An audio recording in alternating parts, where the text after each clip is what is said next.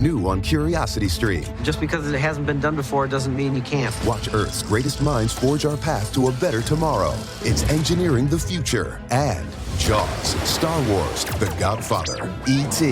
The biggest movies have even bigger music. From King Kong to The Dark Knight. See how musicians scored Hollywood's greatest hits on great film composers' music of the movies. Watch now on Curiosity Stream. Annual plans are $20, just $1.67 a month. Visit curiositystream.com. This podcast is brought to you by the Washington State Department of Health. As we continue to listen, learn, and grow, we are amplifying Black voices and perspectives in an effort to start a new COVID-19 vaccine conversation. We're sharing stories intended to help us navigate this unprecedented time together and to co-create solutions in support of the Black community. Hear these stories at weconsiderwa.org. What's up? It's your boy, The Ted Smith. Thanks for listening to the Men's Room Daily Podcast. Want more? Check out the greatest podcast in all the land, The Podcast. Be sure to subscribe and listen to a brand new episode every Tuesday night. Back to the conversation. This is the Men's Room with Miles and Thrill. 99.9 KISW. Science-crazed 12-year-old British boy had to undergo a 6-hour life-saving surgery after swallowing 54 magnets as an experiment, according to his mom. Riley Morrison ate the small magnet balls to see if metal objects would stick to his stomach and to see how they looked when he pooped them out. He told his mom when they failed to emerge 4 days later, she rushed him to the hospital for a lengthy keyhole surgery. Ward said she was just speechless when doctors told her they had removed 54 magnets, twice the number they had expected from pre-surgery x-rays. Damn. He swallowed the balls as his own personal science experiment. Sure. He spent 10 days vomiting green liquid caused by his bowels leaking, which led him to be tube-fed and have a catheter inserted as he recovered. He's massively into his science and loves experiments. The surgeon said that if Riley did not tell that day that he swallowed the magnets, that he could have died.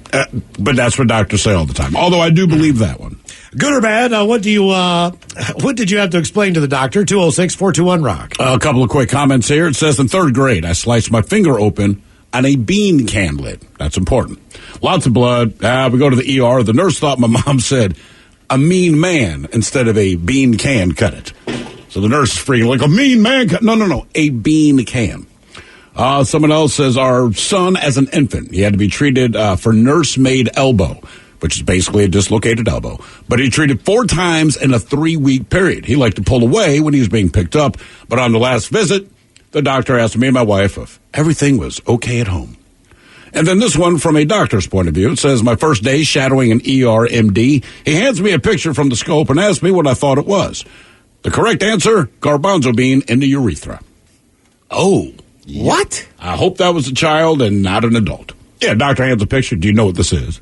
Like, yeah. Dude, I have no idea. It's like, yeah, it's a garbanzo bean in someone's urethra. Dang. Mm-hmm. But I like hummus, but too far. Yeah, it's the new meaning of chickpea. Hello, Greg. Welcome to the Men's Room. What's going on, guys? Hola. Yeah, so this is more of along the line of what I had to tell the doctor had to tell me. So I'm going in for my vasectomy surgery, right? And I'm all jacked up on Valium. And the nurse says, well, tape yourself to yourself. So here's some tape, and then goes out.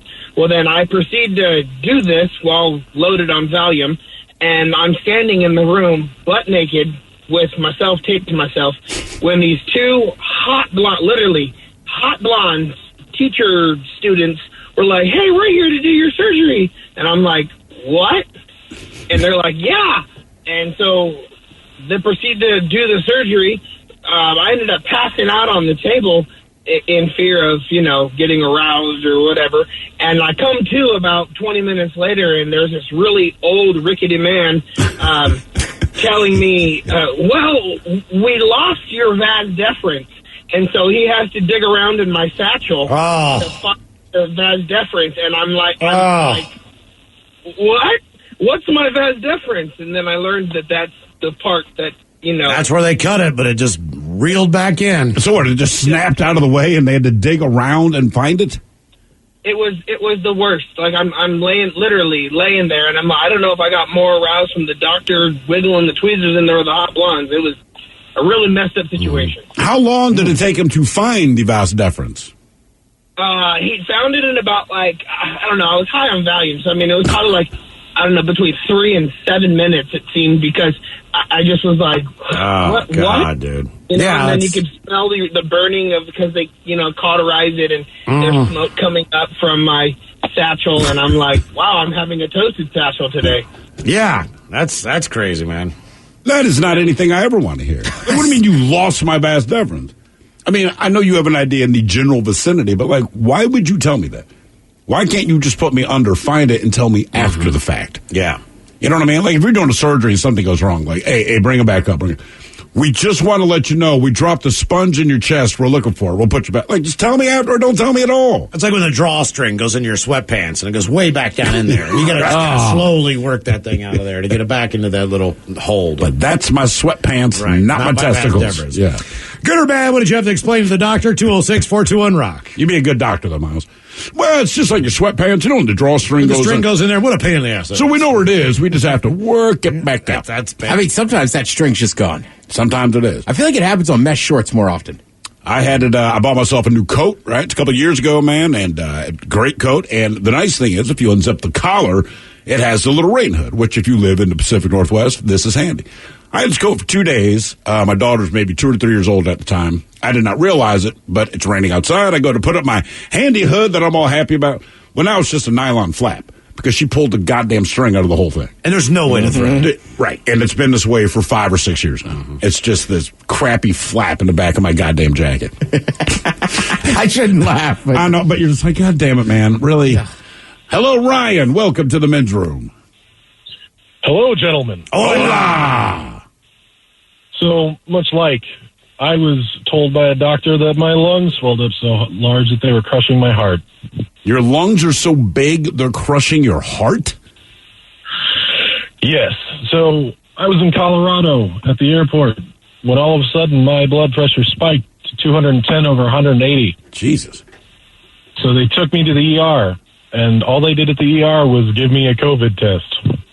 Oh, so this recently happened to you? Yeah, well, March. Okay. So I take the test. They tell me I have some sort of coronavirus, but they're not sure what it is. So then I get home, go to the ER a week later, and the doctor's looking down at me. Says, do you know what's wrong?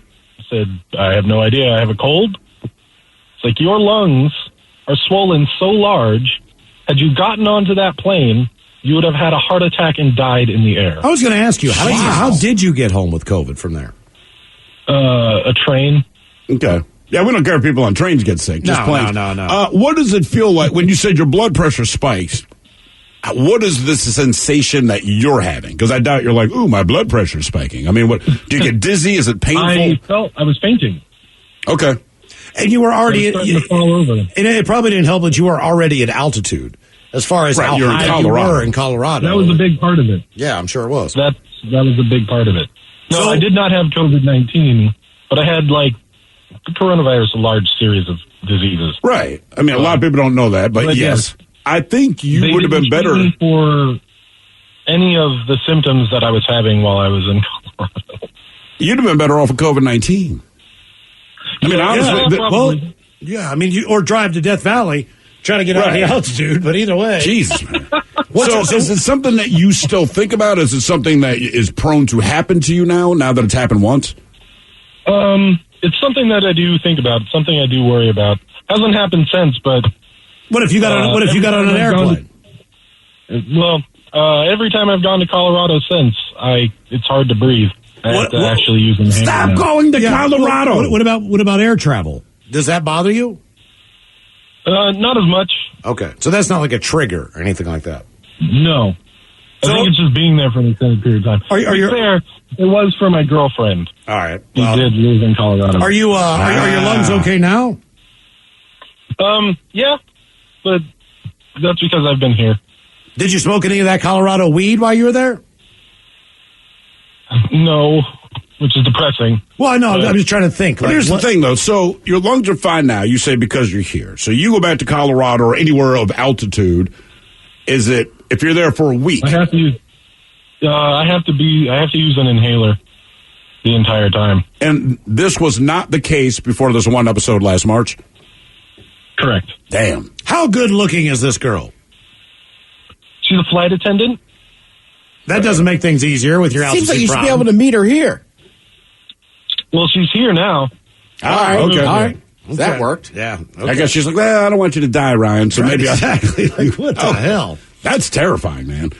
I mean, if you've never had a previous, like my mom gets pneumonia. She knows she gets pneumonia. So when it happens, while it is not good, she's prepared for it, right? You go to the doctor, there's a history of things you can go through, and it's a little easier to settle. But as a grown-ass man who calls us, you've never had an issue like that before in your life.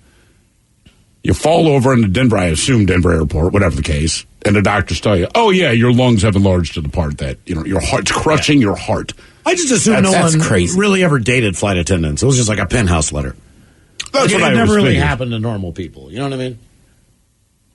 It happens more than you would think. I know. See, but in our mind, it's because you meet them on the plane while they're at work. That's the penthouse letter. The truth is, you're just out somewhere, someone says, hey, I work as a flight attendant. But in our mind, that's not how you hook up with a flight attendant. Specifically, she is working, she ignores her duty, she drags you into the bathroom, you bend her over the drink cart, you have sex, and then you're dating. Because to me, that is the only way you meet a flight attendant. Right. Yeah, I mean, they drink at regular bars, too, when they're not working But flights. but that's not where I want to meet you. No. I want the dirty love. I want to know that we have a secret for the rest of the flight. How'd you meet Ronnie on that plane? Good or bad, what did you have to explain to the doctor? 206-421-ROCK. Hello, John. Welcome to the men's room. What's up, guys? Hola. So, several years ago, I hooked up with this chick, and we've been partying all night, and we ended up having a good time. She was super dirty. It was a good time. The next day, I'm headed home. It's getting light out. I go to bed for a few hours and wake back up and go to take a leak, and something's obviously wrong. And the swelling hadn't started yet, but by about noon that day, one of my testes were like the size of a baseball, it felt like. Why is that? Did you contort it? No.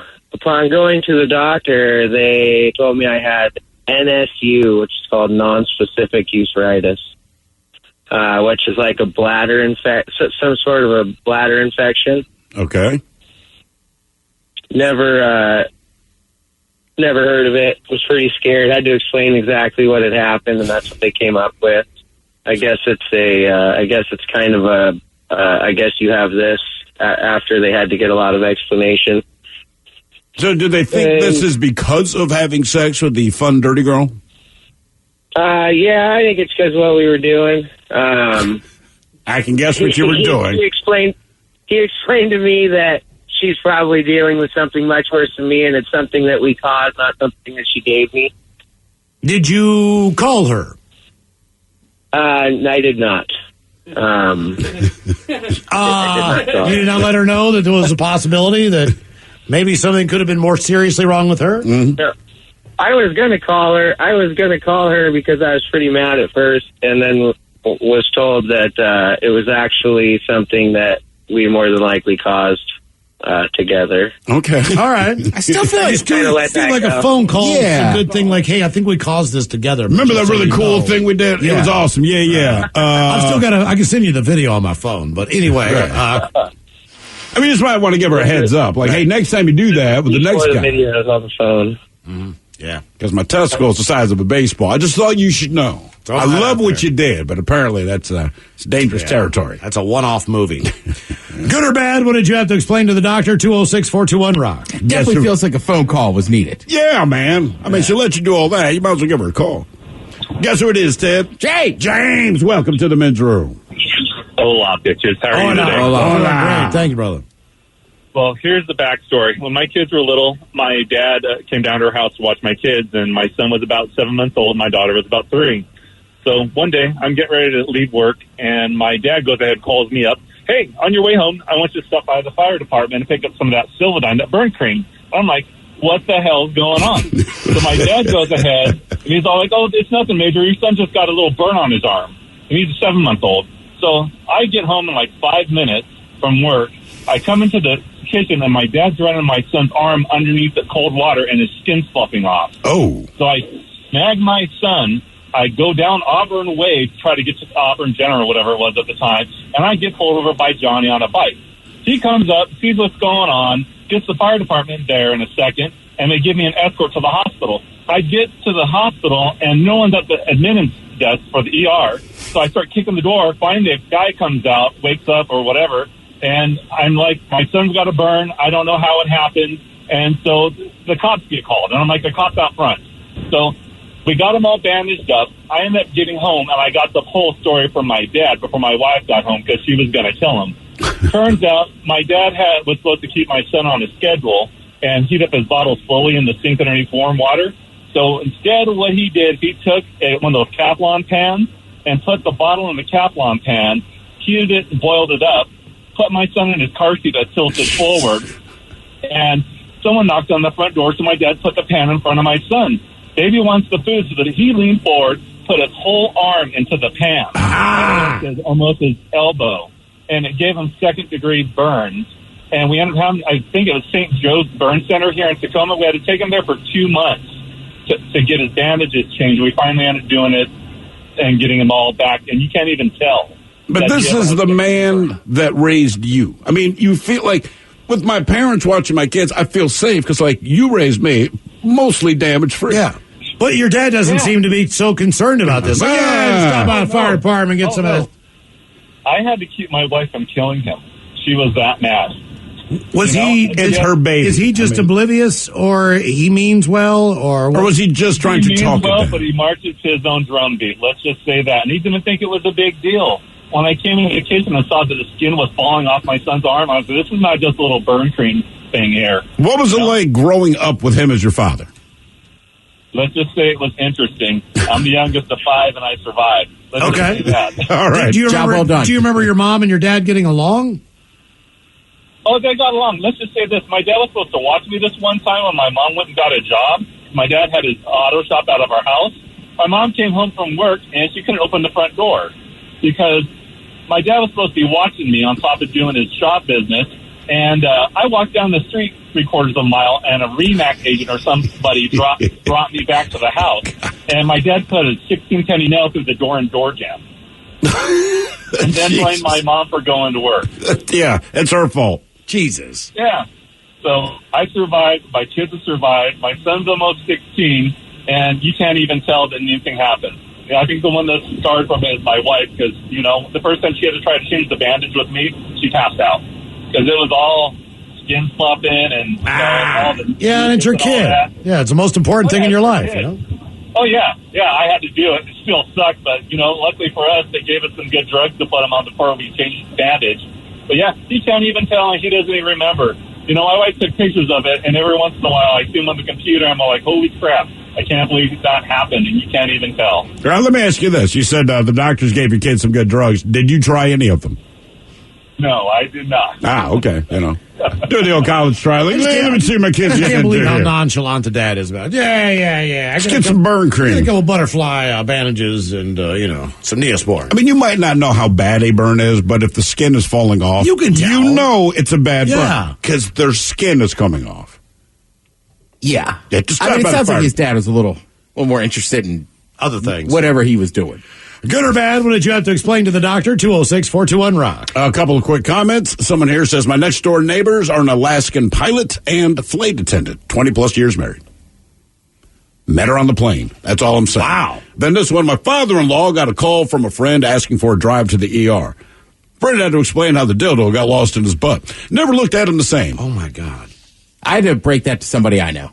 What's that? What do you mean? So they had a story of somebody else they know, and it was like a crazy night, and this and that happened, and then, basically like that Seinfeld episode, like somebody slipped and fell, and it ended up in there. And I'm like, I've had a few beers, like, oh, you don't really believe that, do you? And they were like, what do you mean? I was like, come on! I want you to think about the odds of this happening. Yeah. Right. No way. So they believe that their friend slipped and fell.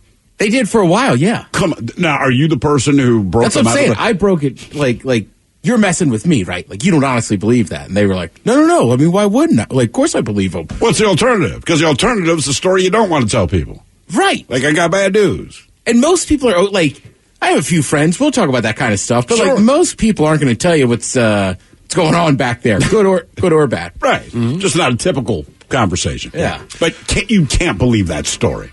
Yeah. Oh, something fell. But even if you honestly slipped and fell and had that 1,000,000-to-1 shot, Doc, no one believes you. Not the doctor, not your friends, not your spouse, not your kids, not your coworkers, nobody. Yeah. Only thing I can think of is like dragging your butt when you're water skiing or something like that. But if there happens to be a dildo floating in the water. Yeah, that's maybe the only way. I lost mine. I lost my dildo in this lake last year. So I wouldn't be. Thanks for finding it. Right. Good or bad, what did you have to explain to the doctor? 206-421-ROCK. New on Curiosity Stream, she was a loving wife, a devoted mother. She also stole atomic secrets and gave them to the Soviets. Meet the woman whose deception kick-started the Cold War on the spy who stole the atom bomb. And what if they catch you? Then I shall be shot. They're coming! Come back! relive history's most death-defying escapes. It's Impossible Escapes, Civil War. Watch now on Curiosity Stream. Annual plans are $20, just $1.67 a month. Visit curiositystream.com. This podcast is brought to you by the Washington State Department of Health. As we continue to listen, learn, and grow, we are amplifying Black voices and perspectives in an effort to start a new COVID-19 vaccine conversation. We're sharing stories intended to help us navigate this unprecedented time together and to co-create solutions in support of the Black community. Hear these stories at weconsiderwa.org. Well, great balls of fire, Bubba. What happened, Bilford? That crazy son of a Sal blew right through that four-way stop on Main Street and plowed into my cowboy Cadillac. Your what? My pickup truck.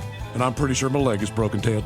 Oh, quit your bitching, Buford, and talk with those side busters at the Advocates Law Firm. When I got busted up last month, well, shoot, they made sure those snakes at the insurance company played fair. Boy, howdy. Even that creepy so-and-so Kyle earned his keep. So if you get injured, the advocates get results. AdvocatesLaw.com.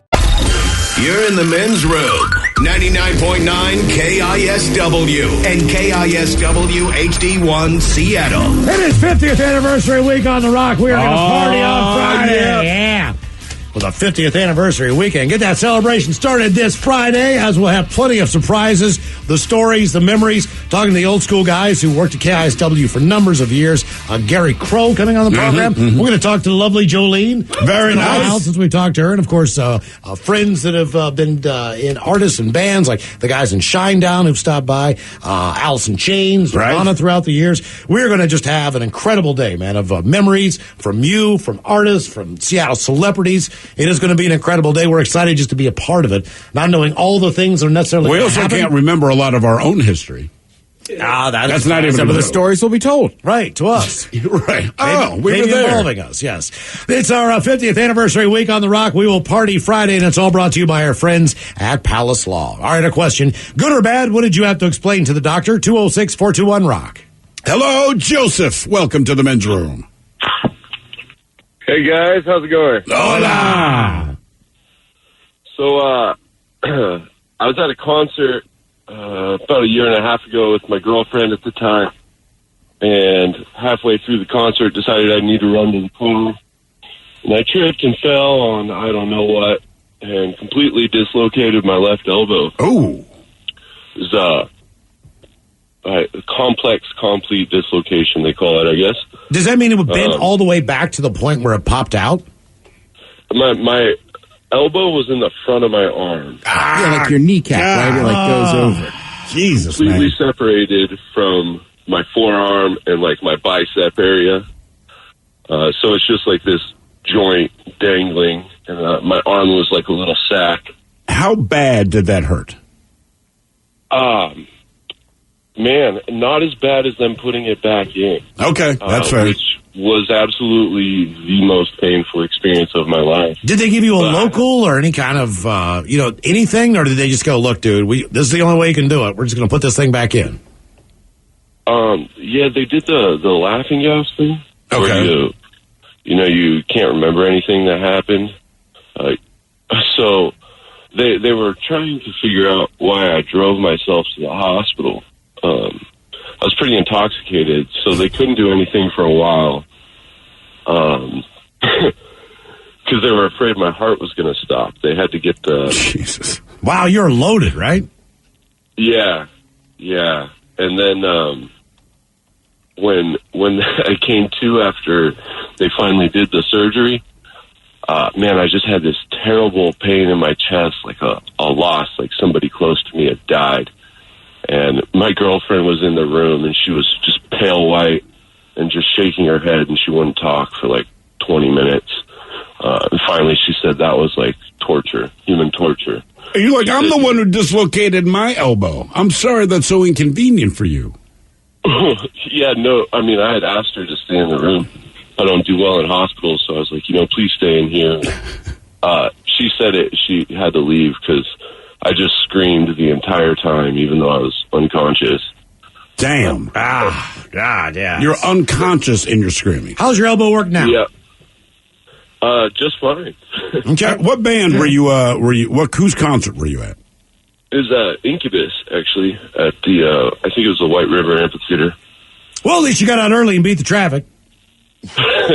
Miles makes a solid point. One of the hardest places to get out. Yeah, exactly. Silver lining. Thank God you didn't just hang in there for the rest of the show. God damn, that just sounds so painful. God. Incubus, huh? Mm-hmm. Yeah. Good band. No. I know. I know there's singles, and then Robin was a huge fan of Incubus, so she maybe like listened the band to a you few get tunes. physically hurt at. No. Actually, Robin got mad. It was a couple years ago. We're in Vegas, and Incubus is there. So she's like, dude, and they're like taking pictures and all this kind of thing. So she wants to get in line and take pictures with Incubus. I'm like, fine, I'll wait with you. It's taking forever because fans, they're dropping all their adulation and stroking these guys off and going through all their stuff. And I get it, man. And they don't look particularly happy to be there. So we've been in line for like 20, 30 minutes. And I said something that pissed her off, kind of messed up the whole thing. Like they were walking by. I can't remember what I did. But I intentionally sabotaged this earlier meeting she could have had with Incubus because I thought it was funny.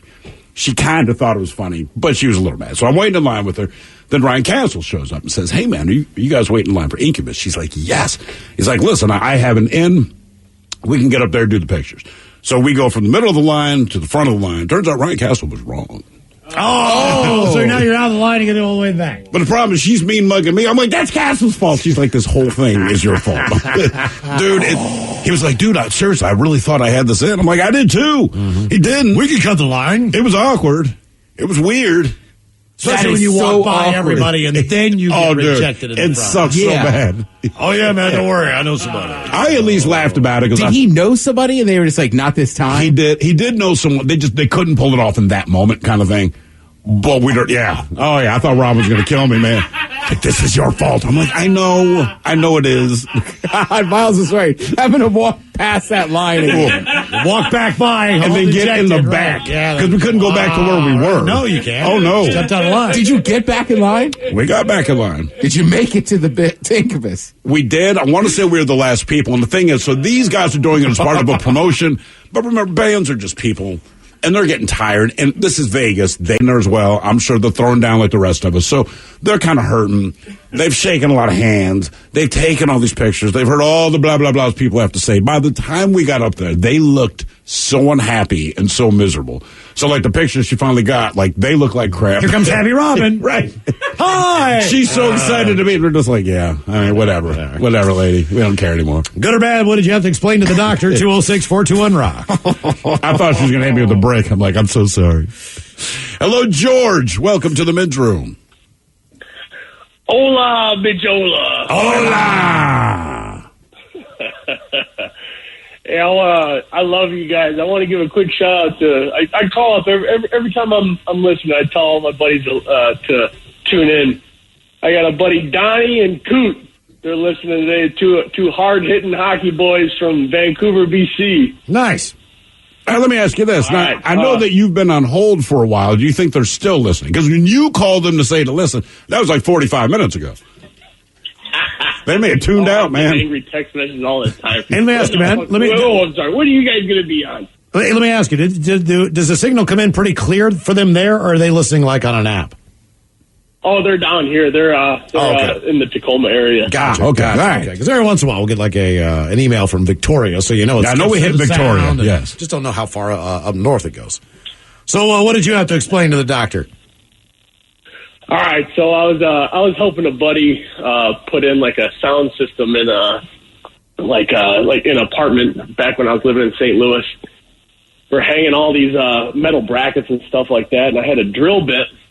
I was trying to put through. I was largest, probably like a 3/8 size drill bit. It was a big one. I was trying to drill through this metal bracket. It slipped off, and it went straight through the top of my hand. And it was still spinning. Oh, yeah, it was horrible. It was still spinning. It caught my index finger and my middle finger and wrapped them into the bit while it was still spinning. Jesus. Oh, yeah. So instantly, I work with tools all the time. I try and open my fingers. I couldn't. So at that moment, I was like, oh, geez. I either take the bit out, of the drill, or I take the whole drill and the bit and everything in my hand to the doctor, or I just back it out. So split second decision. I just turned the drill in reverse. Oh. Lit it up again, pulled it right out the back of my hand. There was so much blood. It started spurting everywhere, all right? My buddy who doesn't, he's kind of a softie. He disappears for a second after I get all the blood, contained. I put compressed and everything like that. I find him in the back room. He's laying down face first on the floor. What's he doing? That's exactly what I asked him. I said, what are you doing? Sleeping? And he's like, oh yeah, just real tired, blah blah blah. And he was passed out because it was such a horrific sight. So I guess, do you not play hockey with your hockey buddies anymore after this accident? Oh no, that was a different time. But I still play hockey with these guys. Yeah, I just saw one of them last night. What? And your hands okay? Oh yeah, hands better. But I go to the doctor and I had to explain the whole thing, and they're just like, "Why would you ever do this?" Like I could have drilled out all the tendons and everything. You think about like just how sensitive an area your hand is, and that like all the tendons, ligaments, everything is just lucky I didn't hit anything. Yeah, I don't know that I would have reversed it. I mean, how much pain were you in when it first went through your fingers? Well, I guess it's just a matter of how much you drank that day. Okay, good point. Seems to be a common theme. But it's like you said, taking the drill back out of your fingers, or the guy that, dislocated his elbow and said it's more painful when they put it in. And when I used to go, the reason I stopped going commando because I zipped my junk in my zipper once, and that's all I needed. And the problem was, like anything, I don't know about you, but typically when I zip my pants, just a quick, zip. So I do the zip, but it stops halfway, and I've caught my own meat in my zipper, and that hurt. But the worst part, and I had to psych myself up to do it, was unzipping. You got to take it back down. Right, because I'm like, you can't go to work like this. It's like getting your jacket zipper stuff. Right. You know what I mean? You know how to. It's just, but you got to pull harder, man. It hurt so bad. It hurt so bad. Mm-hmm. Guess who it is again, Ted? James, welcome to the men's room. Hola, bitches. Hola. How's it going, guys? Doing great, brother. Thank you, man. Yeah. So I am the youngest of two older brothers. Back in 2005, we lost my middle brother, and his favorite band at the time was Green Day. Well, let's fast forward to 2017. I have the money. They come to town. I tell my brother, hey, I'm buying Green Day tickets. We're going for my brother. We're going for our bro. On the way to White River, we're at a completely dead stop, maybe like 2 miles from the amphitheater, and we ended up getting rear-ended. Guy was going about 40 and hit us. We're at a complete dead stop. Threw my son's car seat to the front seat. Jesus. I was livid. I was so mad. I couldn't believe this was happening. We're going to a concert for for my brother, and my brother looks at me and he was like, hey, are you still good to go to the concert? And, my adrenaline's going. I'm mad. My car's messed up. I was like, yeah, let's go. So we go to the concert. At the end of the concert, am in horrible pain. I'm like, what the heck is going on?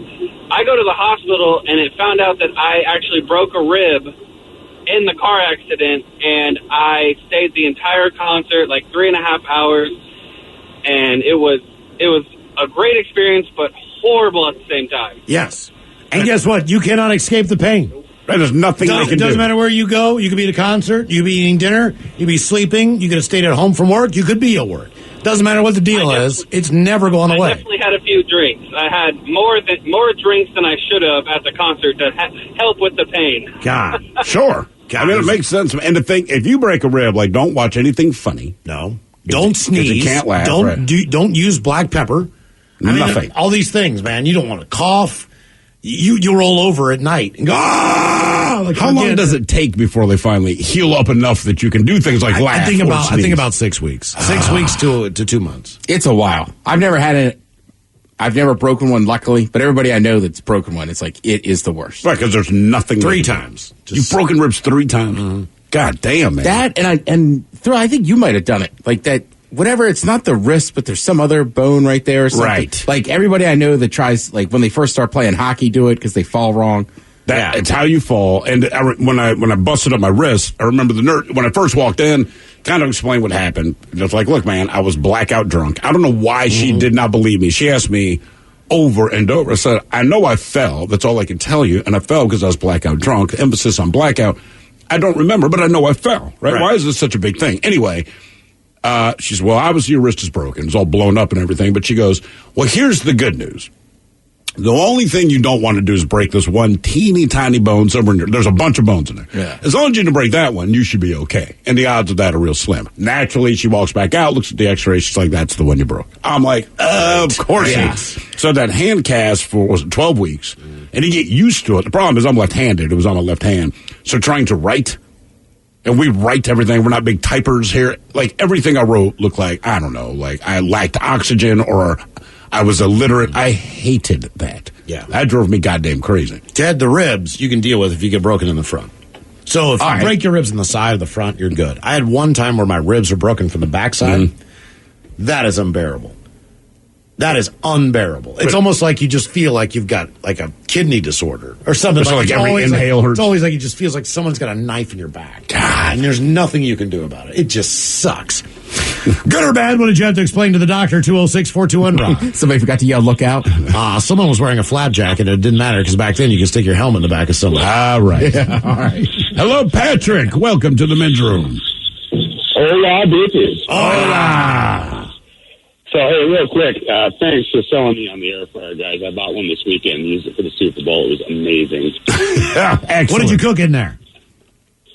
What didn't I cook? That thing was running for about 5 hours straight. Man. I bet it was. Wings, mini tacos, taquitos, onion rings, man, it was all there. It really helps you eat a very unhealthy lifestyle. It's an appetizer spread. I like that on Super Bowl. People just make the whole appetizer menu from a bar. Exactly. That's basically what we did. Yeah, it was amazing. That's solid work. So, anyway, about 5 years ago, me and some buddies, we were going to go have a little party at this construction yard that I used to work at, right? I lived there in a trailer, and we go there and hang out. I hop out of the truck, I fling the gate open. My buddy, like, I'm on the driver's side. He hits the gas, and smartly, I grab a hold of the pipe rack and hop up on the back bumper, right? All right. He claims and swears to this day that he didn't see that, and he didn't know that I was on the back of the truck while he was doing donuts in the parking lot. So he brings the truck around to the left, pulls it over towards my travel trailer, and I think that he's going to stop, right? So I'm thinking, all right, I'm going to do a little rolling dismount, like 10 miles an hour, hit the ground running. It's going to look cool as hell, right? Yeah, I didn't go that way. He went ahead and gunned it, whipped it to the right, and as I was dismounting, you know the little turnbuckle on the side of a pipe rack that you, like, tie ropes to, you know? Yeah. Yeah, that got a hold of the back of my left hand, and the scar starts just below my left pinky knuckle and goes all the way around to the underside and the middle of my pinky. Like, it tried to rip my pinky off. Oh. Well, yeah. Like, I got a pretty cool picture of the vein hanging out while the doctor was suturing it up. But yeah, he took me to the emergency room. We had to explain to him how stupid I was. That's all right. Yep. Yeah, the reason I'm here is because I'm an idiot. My buddy's equally as stupid, so here we are. Good or bad, what did you have to explain to the doctor? 206-421-ROCK. Hello, Ricky. Welcome to the men's room. Hi. Hola. I'm caller. So in Arizona, after my wife had C-section for our first kid, she had a hernia and was in bed with real bad pain. And we went to 5 different doctors that told us because she was female, she can't have a hernia. What? And yeah, and this was about 9 years ago. And so we had to go to a doctor that I was friends with his kid when I was younger, and we talked him into doing exploratory surgery, and of course he found a hernia. Did you give news to the other doctors that women can in fact get hernias? Apparently they didn't realize that women have muscles, and yeah, can have hernias. Yeah, let's say these are doctors. You feel like if anyone would know this, it would be doctors. Because I know this, and I'm not a doctor. Yeah, one of them was actually a female doctor also. We can't get hernias. Yeah. That doesn't even make sense. She end up being okay? Yeah. So it's gone, right? Yeah. What was that? I said her hernia, it's permanently gone, right? Yeah, they patched it with like a mesh patch, and right. Yeah, it's healed up now. But it's kind of crazy. It looks like chicken wire, but it's right. But they just stick it in medical the hole. grade. They stick it in the hole, man, and it just kind of pops out like an umbrella and holds in the hole, and then all your stuff grows back over, right? Weaves into it. It was pretty amazing, actually. It's like those people that sit in the same chair too long and graft themselves to the seat. It's almost like if you almost put a web between your thumb and your index finger. Could you grow more of your hand through there? Swim better. Yeah, that's a fact. Good or bad, what did you have to explain to the doctor? 206-421-ROCK. New on Curiosity Stream. Just because it hasn't been done before doesn't mean you can't. Watch Earth's greatest minds forge our path to a better tomorrow. It's engineering the future. And Jaws, Star Wars, The Godfather, E.T. The biggest movies have even bigger music, from King Kong to The Dark Knight. See how musicians scored Hollywood's greatest hits on great film composers' music of the movies. Watch now on Curiosity Stream. Annual plans are $20, just $1.67 a month. Visit curiositystream.com. This podcast is brought to you by the Washington State Department of Health. As we continue to listen, learn, and grow, we are amplifying Black voices and perspectives in an effort to start a new COVID-19 vaccine conversation. We're sharing stories intended to help us navigate this unprecedented time together and to co-create solutions in support of the Black community. Hear these stories at weconsiderwa.org.